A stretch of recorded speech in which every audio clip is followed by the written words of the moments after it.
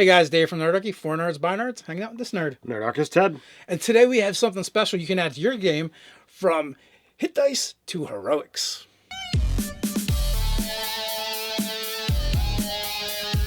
Jump down the description below where you can sign up for Nerdarchy the newsletter, as well as learn how to game with Nerdarchy. Also down there, you're going to find a link to From Hit Dice to Heroics. It's a new 5th edition product written by, us, kind of. At least we're taking credit for it anyway. And inspired by Total Party Kill Total Party Kill Games. Brian Berg kind of inspired us with his recovery dice. So we did a whole YouTube series based on what he did, and we kind of did our own ideas. And there's a review over on the website where we talked about it. So we kind of tweaked some things, changed some things, and completely did our own spin. And we did a video for every class for different ways to use your hit dice instead of just using them during a short rest to heal up. Right. So we want to start off with what the product is.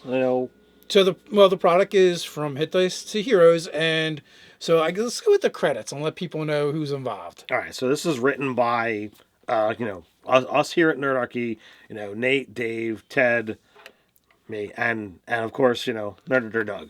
Nerder Doug actually did almost all of the writing. He is a saint. He went and took our ideas and transcribed them, and it helped us to bring this product to life. And then we read through, tweaked some things, changed some things, as well as he rewrote some things as well.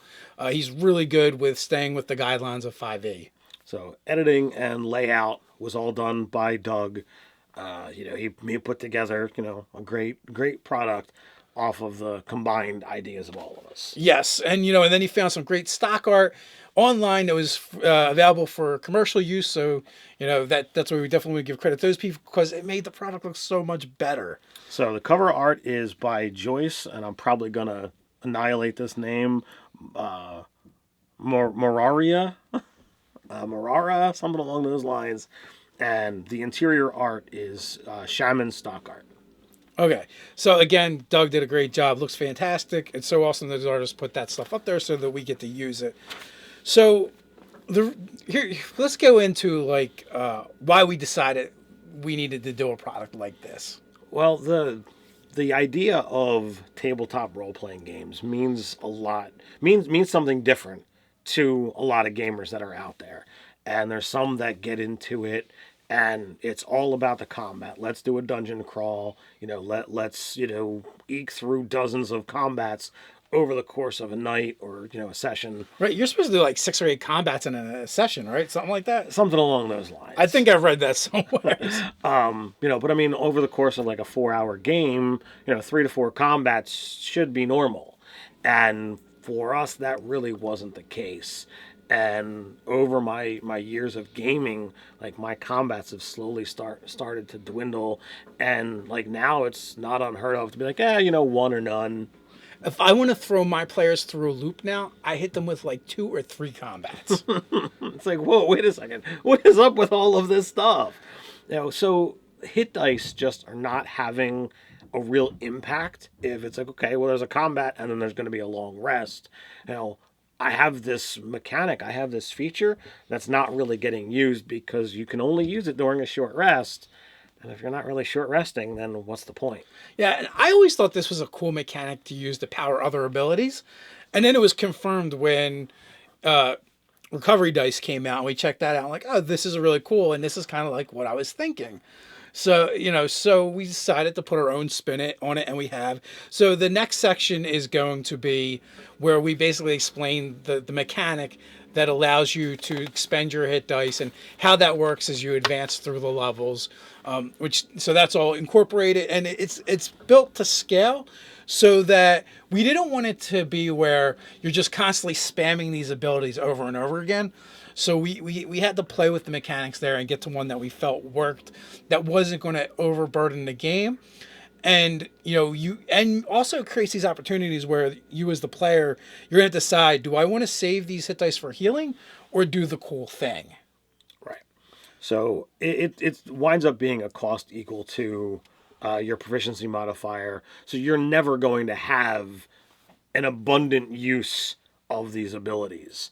So you have that to work with. Yeah, so there's the limiting factor. It's tops, you're only going to use it a few times a day. So, moving on, what is contained in the product? What do we have here? We've literally got 42 new options that you can put onto your table. Now, are you going to be able to use them all at once? No, because they break down. The barbarian gets the most at 6, but even then, in each class has their own options, and some of them are generic where pretty much you can, if you're that class, you can just use any of these options. Others are more specific where it's tied to a specific subclass or archetype. But we always made sure, even if we tied them to archetypes, we have at least one generic ability, so you're able to use it, no matter what. And also, we did this pre-Xanathar's Guide when we came up with it, so the new archetypes aren't included. That's why it was also really important to us to make sure we had some generic options, so that everybody at the table could have an opportunity to use this if they wanted to. Right. So, as Dave says, there's a good breakdown, but like if you wind up going multi-class, well, then you're gonna have the ability to tap into both, and it doesn't really matter which hit die you're using to fuel. I would think, although it's not listed in the mechanics anywhere, that you should be using your barbarian hit dice for barbarian abilities and your fighter hit dice for fighter abilities. But at the end of the day, you've got hit dice, you've got these abilities, so it doesn't matter all that much what you're using to fuel, and you're going to get to do these cool abilities. As Dave says, it's broken down by subclass and generic, but everybody's got something that they can be able to do. And if you're running a game that you're not throwing loads of combats and taking lots of short rests, these are great things to add into your game. And essentially, it's it's free options for the characters if they're not using their hit dice. Well, even if they are, I mean, it's just another way to use them.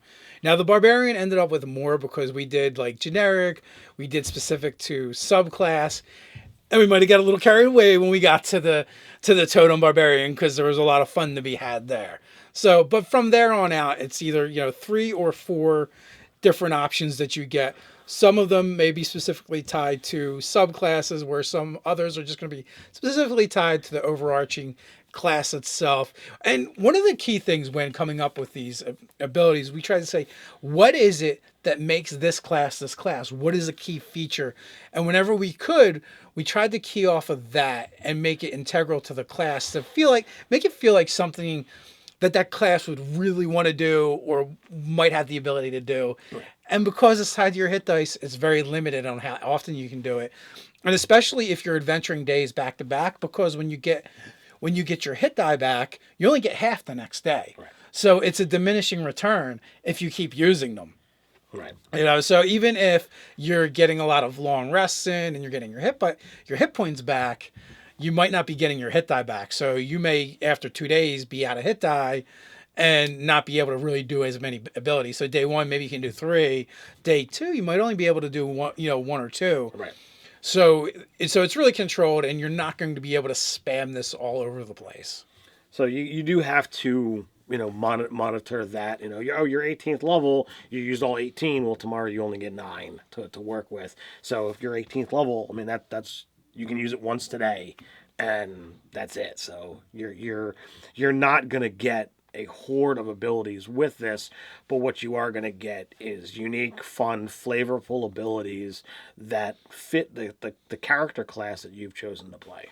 Yeah, and hopefully you're kind of like hoarding them a little bit to moments that are thematic. Right. For you to get a really cool moment to shine with them. There's 12 pages in total. It's going to be over on the website, over on our store for $2.99, and so. Some of the names are things like Embody the Totem, Tireless Frenzy, Master of Your Domain. What do we got? Versatility, Become the Vessel, Lightning Reflexes. Throwback to 3rd edition. A little bit, yeah, a little bit. Skin Changer, what's that about? Combat Insight, Deflect Spell. That sounds like fun. We got Smoke Bomb for our ninja enthusiast. Primeval Fury. Sick'em. Dirty Tricks. We got Plea for Power. Scowls of the Ancestors. Master of Many Chains.